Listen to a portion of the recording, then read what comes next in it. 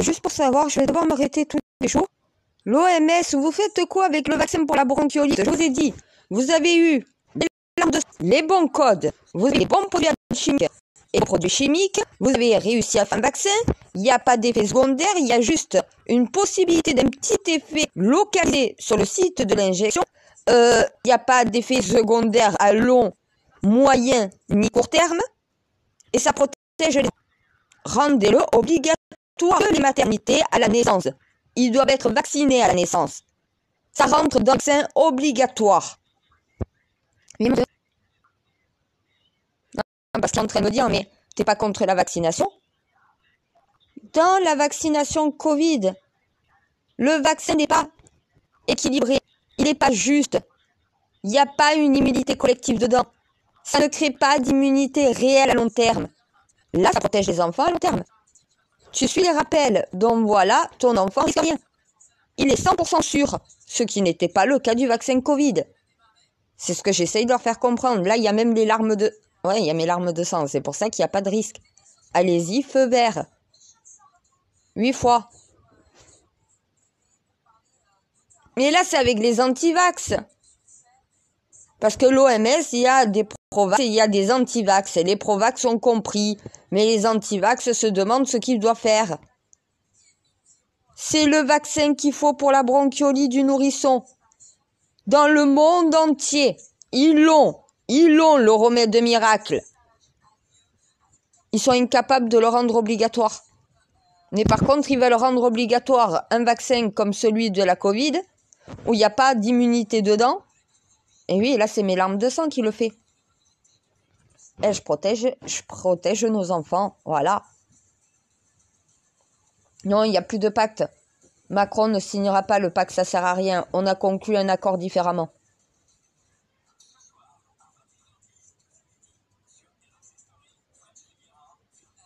Mais je lui ai dit que la Covid, elle partirait pas tant que de toute façon, il n'y aurait pas les larmes de sang pour pouvoir créer l'antidote. Il n'a pas compris. Il va voir avec le vaccin pour la bronchiolite, il va comprendre qu'il a joué au con depuis le début. Qu'il n'aurait pas eu toutes ces vagues successives si au final il m'avait écouté. Oui, il n'y a pas eu l'alliance de pacte de sang, mais il y a eu l'alliance. Gabriel Attal, ça en est la preuve. Hein. Voilà. Après Papendia, il m'a enfin écouté. Je me suis battue pour le mettre, mon Gabriel Attal. C'est vraiment que j'ai une véritable confiance à ce Templier-là pour cette mission-là. Mais j'avais dit à Macron, pas Papendiaï. Celui qui devrait y être, c'est Gabriel Attal.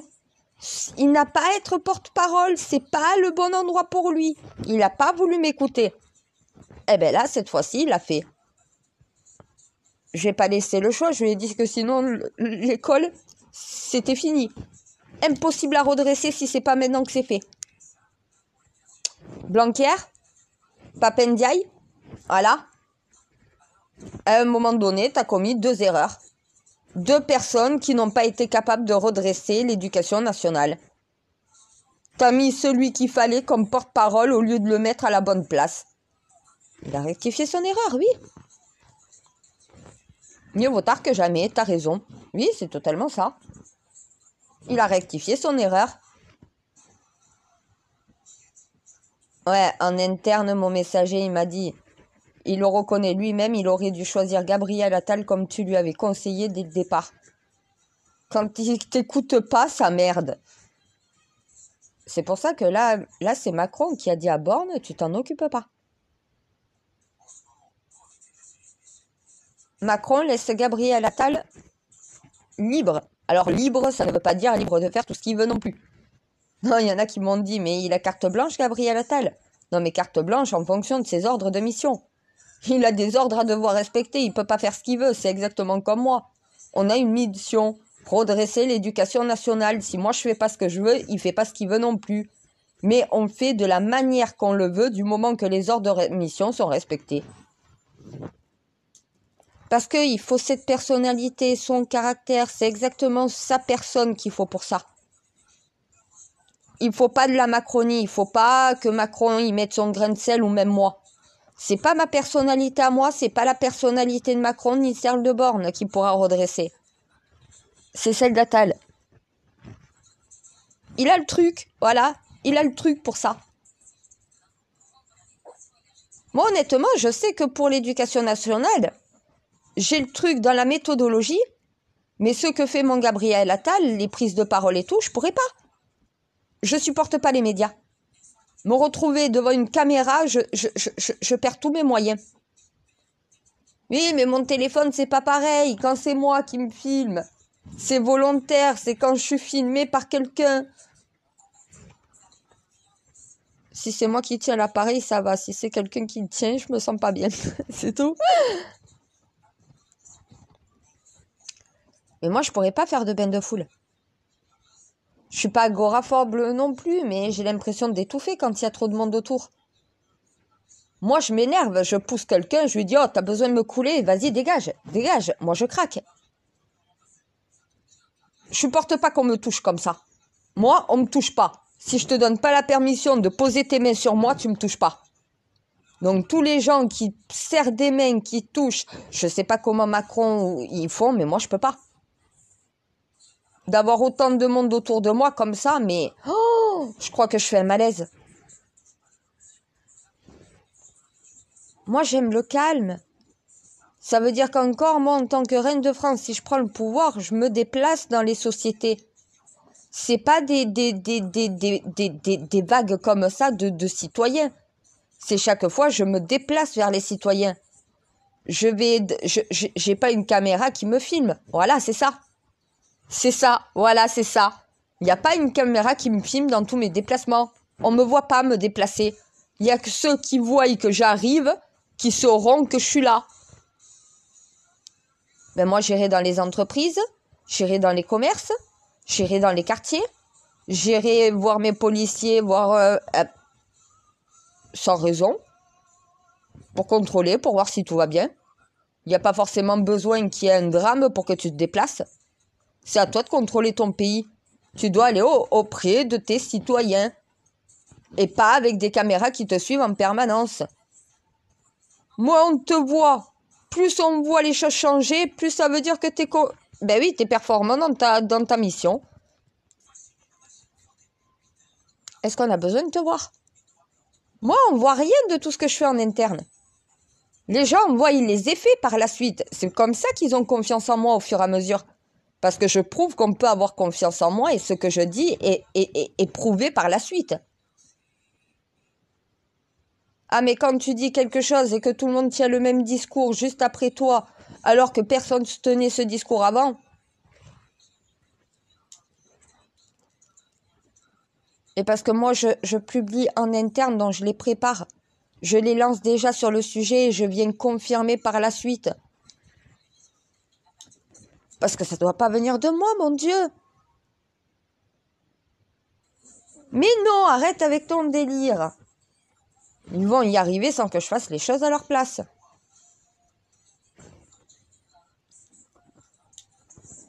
C'est pour ça que je préfère passer en interne. Comme ça, c'est eux qui prennent la parole. C'est eux qui disent les choses. Si c'est moi qui le fais en premier, après, ça remonte à moi. Je veux pas que ça remonte à moi. Pour vivre heureux, vivons cachés.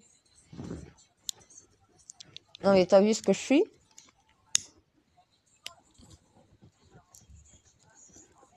Je veux pas non plus être méchante envers moi-même, mais je suis vraiment un cas, hein. Ah, je suis un cas par moi.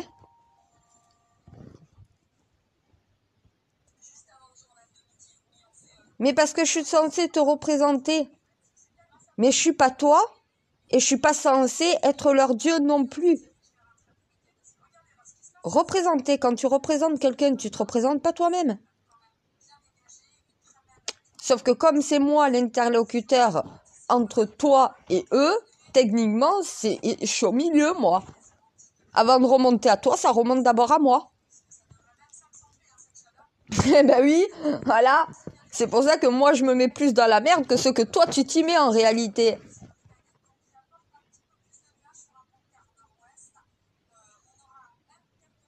Eh, toi, tu peux pas te montrer. Ils peuvent pas te voir. Donc, bien sûr que c'est ton messager qui voit. Et c'est ça qui me dérange.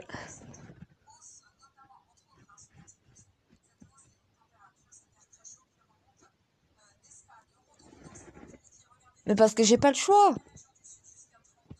T'as un autre à part moi? Voilà. J'ai pas le choix. Si t'en avais 2 ou 3 messagers, 2 ou 3 porteurs, oui, je pourrais ne pas vouloir faire la mission. Mais t'as que moi. J'ai pas le choix. Comment ils font pour recevoir les informations qu'ils ont besoin pour évoluer et pour pouvoir survivre? C'est surtout ça. Vu l'avenir qui leur part au nez, s'ils changent pas, honnêtement, ils ont bien besoin de ce que tu nous transmets. C'est pour ça qu'ils ont du mal à suivre les ordres. On leur demande de changer complètement de système, de tout modifier pour pouvoir faire coller à notre société et à l'époque d'aujourd'hui. Parce qu'on s'est reposé sur nos lauriers. Nos aïeux nous ont laissé des choses, on s'est satisfait de ce qu'ils nous ont laissé, mais on n'est pas allé plus loin. On va plus loin dans la technologie, dans tout ce qui est Internet et tout le reste. Mais dans notre comportement, dans notre mentalité, dans notre évolution, il n'y a plus rien qui évolue. Hein. C'est peut-être ça le problème aussi.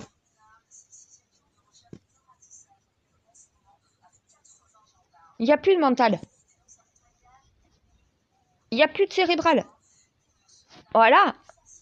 Et la foi. Il y en a qui me disent, mais la foi, comment tu obtiens la foi? Mais c'est cérébral, c'est mental. Le Saint-Esprit, c'est dans la tête. C'est pas dans le corps.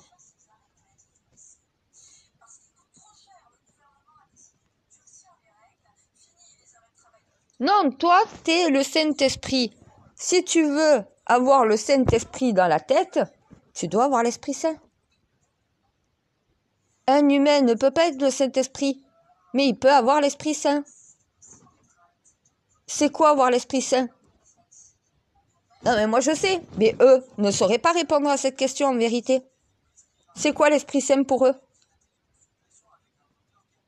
Ça serait un bon thème de philosophie pour un cours. Avec débat et tout le reste à la clé. Qu'est-ce que la foi? Qu'est-ce que l'Esprit Saint? Qu'est-ce que le Saint-Esprit? C'est quoi posséder un Esprit Saint? Vous avez 2 heures.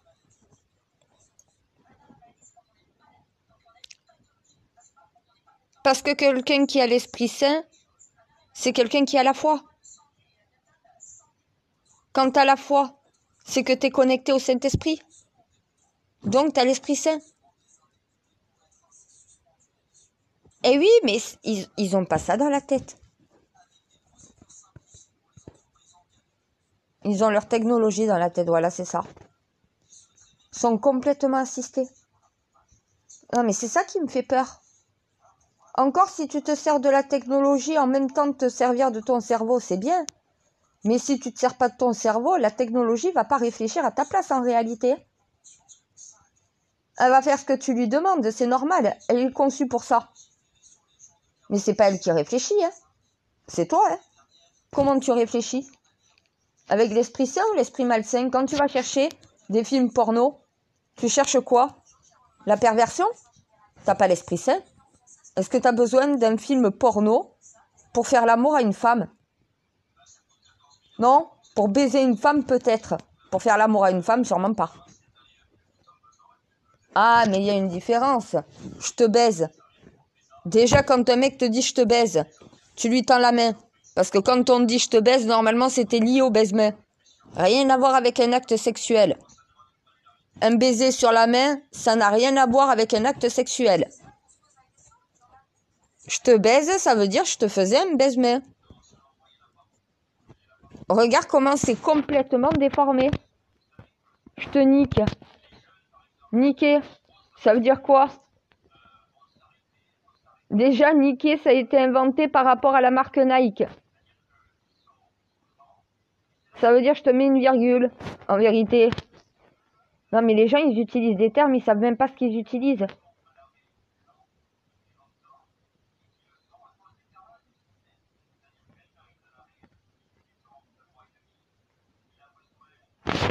Parce qu'il n'y a plus d'amour. Parce que l'homme et la femme ne sont que des objets maintenant du désir de l'un et de l'autre.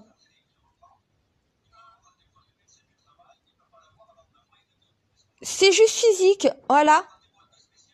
Ils oublient qu'à un moment donné, ça doit être aussi mental. Regarde, ils sont plus attachés à leur apparence physique qu'à ce qu'ils ont à l'intérieur d'eux. Et pourtant, c'est pas le physique qui fait ta personne. C'est ce que tu as dans la tête.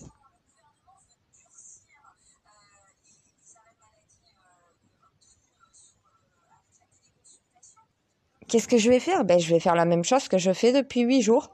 Me répéter. Tu veux que je fasse quoi d'autre? Tant que ça rentre pas, ben, en boucle. Oui, le vaccin est totalement sûr. Vous pouvez le rendre obligatoire. La vaccination se fait en maternité. C'est un vaccin obligatoire. À la naissance, dès la naissance, il n'y a aucun risque. Les codes, c'est toi qui me les as donnés.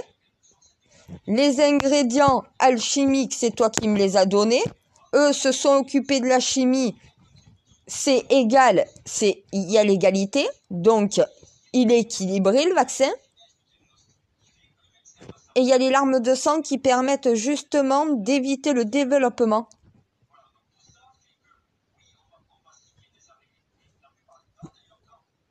Vous attendez quoi pour le rendre obligatoire, ce vaccin? Ils ont le vaccin qu'il faut pour protéger tous les enfants de la planète. Ils sont incapables de le commercialiser à la totalité de la planète. Il y a des Africains, des bébés africains qui meurent de cette maladie. Eux aussi ont le droit d'être vaccinés. En Somalie, dans d'autres pays, combien il y en a qui n'ont pas l'accès au vaccin? Combien d'enfants meurent dans le monde?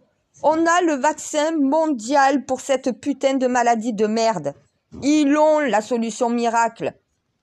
Une fois que tu vaccines tous les enfants de la planète, la maladie a presque complètement disparu.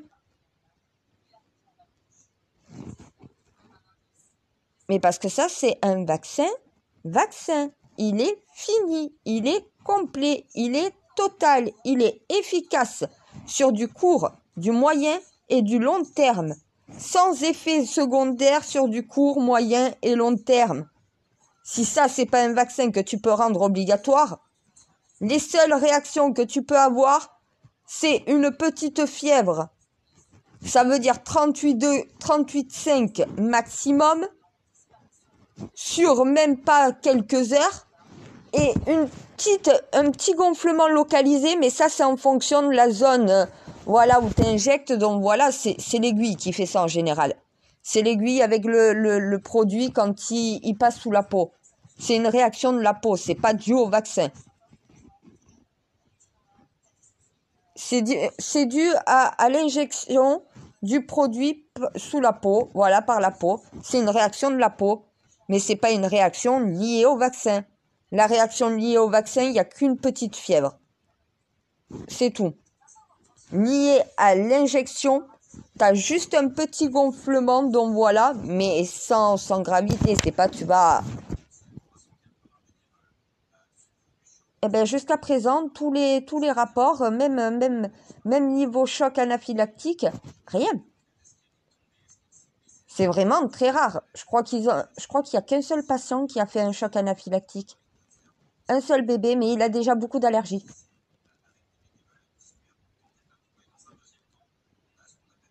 C'est pour ça qu'il va falloir... c'est pour ça qu'il aurait fallu 3 doses au lieu de 2. Faire des doses beaucoup plus réduites pour les enfants allergiques. Plus d'injections que la norme, mais avec des doses beaucoup plus faibles réparties en 3 fois. C'est un enfant allergique. Il y a un risque de réaction allergique. Voilà. Un enfant qui n'est pas allergique, aucun risque de réaction allergique. Non, mais l'arme de sang évite tout ce qui est effet secondaire. Eh bien, je viens de démontrer à Macron, au final, que c'est possible. Voilà, les larmes de sang, voilà ce qu'elles peuvent faire. Mais cette putain de maladie, on est capable de l'éradiquer maintenant. tous les enfants du monde vaccinés avec le vaccin qu'on a fait. Et c'est bon. Ça y est, ils savent enfin faire un véritable vaccin correctement. Et ils ont les larmes de sang. Ils peuvent le faire sur tout le reste, sauf sur la Covid. Ils m'ont dit, ouais, ils ont tenté, ils m'ont dit, on fait avec la Covid. Vous n'avez pas les codes pour la Covid. Vous avez les codes pour la bronchiolite. Vous avez les larmes de sang qui servent à l'association code et larmes.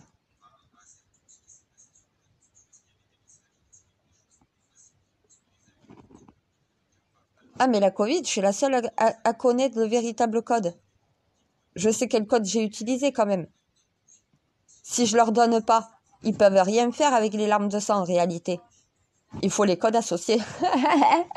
C'est bien fait le système, hein?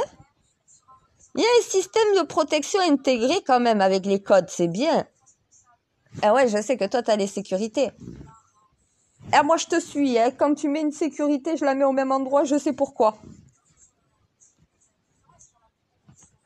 Parce que de toute façon, la Covid n'est qu'une menace pour les forcer à faire ce qu'il faut pour l'hôpital public.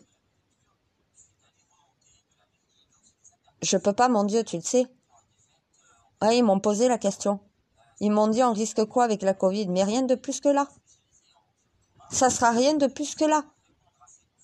Mais attends, il manque des médicaments à l'hôpital, il manque des moyens matériels à l'hôpital. Ils ont plus de matériel.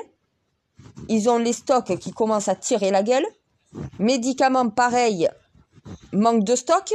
Donc, quand t'as pas de stock de médicaments, quand t'as pas de stock de protection, ni d'instruments médicaux, quand au final, en plus de ça, tu manques de personnel, qu'il y a toujours des soignants qui n'ont toujours pas été réintégrés depuis la levée de l'interdiction pour eux, quand en plus de ça, non.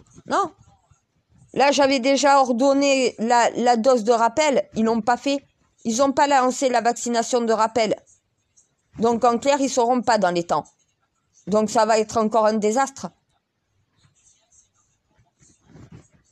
Écoute, s'ils veulent être responsables de l'anéantissement de l'hôpital public en France, qu'ils le fassent.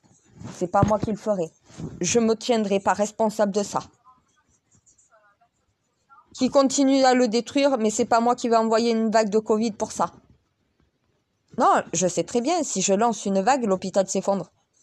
Comme un château de cartes. C'est l'effondrement, comme séisme au Maroc. C'est... Voilà. Il n'y a plus d'hôpital. Je peux pas. Je pourrais le faire encore s'il y aurait des stocks, s'il y aurait du matériel, si encore il y aurait des soignants réintégrés. Si l'hôpital pourrait tenir encore, je le ferais. Eh bien, pour les forcer à agir. Mais là, je peux pas. Les forcer à agir, au final, ça serait détruire moi-même mon hôpital. Eh non. Voilà. On t'aurait dit pour l'instant, rien. Je compte pas la relancer. Il n'y a pas de vague à venir. Et il m'a dit pourquoi. J'essaye de lui faire comprendre ça aussi. L'hôpital ne tiendra pas. Et en plus, le problème, c'est pas que lié à ça. Le Maroc. Regarde avec le séisme. Regarde les hôpitaux. La Libye. Eh ben, les pays qui viennent de subir, si je relance la Covid, tu la relances mondialement, hein. C'est pas, tu la relances pas qu'en France, hein. Tu la relances mondialement. C'est le monde qui est lié à ce code-là. C'est pas un pays, donc voilà, unique. Si je relance la Covid, ça repart dans le monde entier. Il y a beaucoup d'hôpitaux qui ne pourront pas tenir cette fois-ci. Mais les premières vagues, c'était pour faire peur, c'était pour remettre un peu les idées à leur place à certains. C'était pour rappeler l'importance de la vie aussi. C'est une leçon. Ah, vraisemblablement, nos dirigeants n'ont pas compris la leçon concernant l'hôpital public. Certains hôpitaux vont tenir si je lance cette vague, mais d'autres ne tiendront pas. Et le but, c'est pas de faire un massacre, voilà, c'est ça.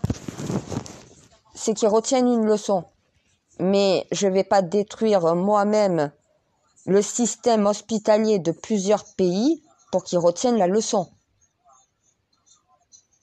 Et parce qu'il y a déjà tellement de nations qui sont en difficulté, ils n'ont pas besoin d'une couche supplémentaire. Non, mais on fait pas ça. Je sais qu'on fait pas ça pour détruire ce monde ou pour leur faire du mal ou pour tuer des gens. C'est une leçon, on est en plein jugement. Mais ils n'ont pas retenu ça. Et là, ils me disent, on risque quoi cet hiver? On risque quoi là? Mais rien. Je vais pas relancer le code, je vais le laisser le même. Je modifierai pas le code va rester identique. Donc, il n'y aura rien. Eh, tu me connais bien, ben oui, je lui ai dit, si vous voulez vraiment quelque chose, tu me le dis, je le fais. Hein. Mais ça sera toi le responsable, hein. C'est toi qui m'auras dit de le faire. Hein. Ah non, mais si tu veux pas... ben oui, voilà, à un moment donné, on dirait que tu te plains qu'il n'y a pas de Covid. Sois content, ton hôpital ne tiendra pas. Ton hôpital, il s'effondre. Commence à faire des stocks. Commence, justement, à faire des provisions de matériel en cas que ça arrive. Parce que là, on se retrouve dans la même pénurie qu'à la première vague. Complètement dépassé par la situation. Il n'y a pas suffisamment de médicaments en cas d'une vague Covid. Il n'y a plus de vaccins dans les hôpitaux, quasiment pas. Les kits pour se tester, au final, est-ce qu'ils ont été renouvelés? Voilà, il faut demander au ministre de la Santé. Le personnel médical est à bout déjà. Une vague de plus avec les manquements de l'hôpital, avec tout ce qui leur manque pour tenir une vague, ils ne peuvent pas la tenir. Et même cette fois-ci, avec l'aide du peuple, ils ne pourront pas, en pleine inflation, ça ne sera pas possible. Ça s'appelle la conscience, mon Dieu, je sais. Ah ouais, j'ai le pouvoir, mais j'en fais pas n'importe quoi, moi. C'est ce qu'ils n'ont pas compris à un moment donné. C'est pas parce que tu possèdes le pouvoir que tu peux en faire ce que tu veux. Tu as des limites à pas dépasser. Tu dois être responsable dans ce que tu fais. Ouais, je sais que j'ai le pouvoir de détruire le monde si je veux. Mais est-ce que c'est ma mission? J'ai pas à vouloir. Vouloir, c'est avoir de l'envie. Voilà. L'envie est un péché. Tu n'as pas à vouloir. Non, mais parce qu'il y en a qui croient que la Covid, c'est un jeu. Non, c'est une leçon. C'est pour vous faire évoluer. Sauf que malheureusement, vous évoluez pas. Alors, c'est pas parce que vous évoluez pas que je vais devoir détruire mon système hospitalier. Oh, Reine de France, je lance cette vague, la France ne tient pas. La Libye, le Maroc qui viennent subir une catastrophe ne tiendraient pas. Il y a beaucoup d'hôpitaux dans le monde qui ne pourraient pas tenir. Il manque en Europe beaucoup de médicaments dans les hôpitaux, beaucoup de matériel. Les personnels dans certains pays sont à bout. Parce que c'est pas qu'en France qu'il y a un problème dans l'hôpital public. Hein.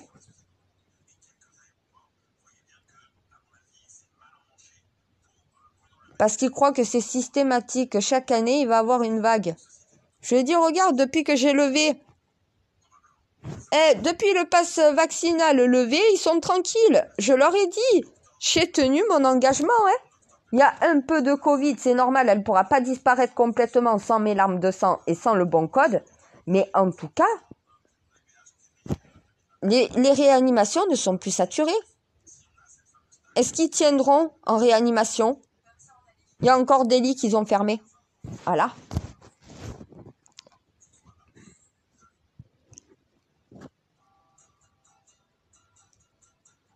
Non, mais parce qu'ils croient que ça y est, parce que je suis Lilith et que j'étais une démon dans une vie antérieure, dans cette vie-là, je suis la même. C'est pas un jeu, je m'amuse pas de tout ça. Hein. On doit réparer les erreurs qu'on a commises. Manque de peau, ça marche avec l'alchimie. Une bonne pandémie dans la gueule, normalement, ça fait remettre de l'ordre dans un système hospitalier en difficulté. T'es censé quand même, au bout de toutes ces vagues, avoir retenu la leçon. Ils vont arriver en pénurie de médicaments, pénurie de matériel, des lits encore fermés. Le personnel hospitalier n'en peut plus déjà. Parce qu'il n'y a rien qui change pour eux. Et c'est de pire en pire à chaque fois. Mais personne s'en occupe. Là, si j'ai un ordre à donner, je vais donner le même qu'en interne. Stock. Vous attendez quoi pour faire des stocks? Qu'il y ait une nouvelle merde qui vous tombe dans la gueule? Pour que vous pleurez et que vous deviez agir sur le moment? Anticipez, bordel! Il y a la fonte des glaciers. J'essaye de leur faire comprendre que certaines maladies qu'on croyait disparues peuvent réapparaître et muter dans quelque chose qu'on ne connaît pas. Si on n'a pas les stocks nécessaires, comment on fait? Mais ils n'ont pas compris que la pandémie Covid, c'est pour les préparer, c'est pour les former. Quand il n'y aura plus de pôles, quand il n'y aura plus de pôles, quand ça aura fondu, il y a des maladies enfermées dedans. T'as la peste, t'as le choléra, t'as la gale, t'as tous ces trucs-là. Mais avec les changements climatiques, c'est plus les mêmes époques. Les espèces ont évolué. Ben, la bactérie va évoluer. Elle peut être dans un poisson, il suffit d'un humain qui va manger un poisson en l'ayant mal cuit, et baf, voilà, ça commence. Comment ils vont faire les hôpitaux?